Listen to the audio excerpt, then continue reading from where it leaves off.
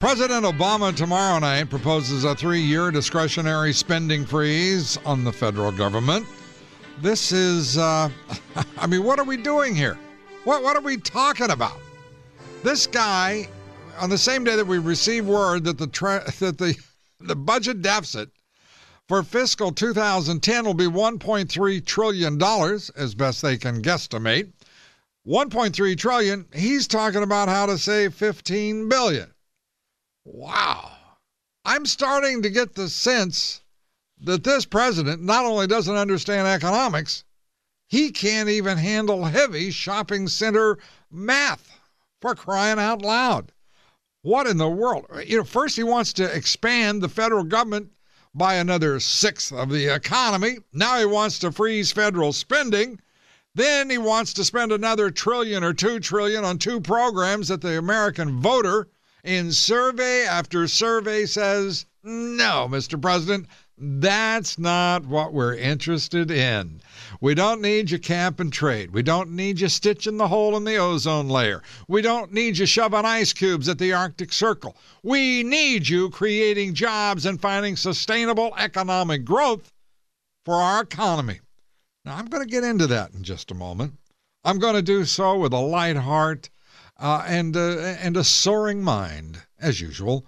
But first, I want to say welcome to what will be another hour of extraordinary radio, analysis, cogitation, reflection, even some discussion, dialogue, and debate with you, the revered listener and revered member of the Lou Dobbs audience, the smartest in broadcasting. We're delighted you're with us today. Give us a call here at 877-55-DOBBS, 877-55-DOBBS, your direct line to truth, to justice, and the independent American way. And you can reach me 24 hours a day through our feedback section. Be part of the solution on LouDobbs.com and tweet me at Lou Dobbs News on Twitter. And a programming note, as they say, please tune in to ABC's Nightline tonight. They're going to do a profile of me. Oh, man, that ought to be something. Do you think they're going to savage me, tear me to pieces, eviscerate me? Will I be bleeding on the screen when it's all over? I don't know. But I will say this.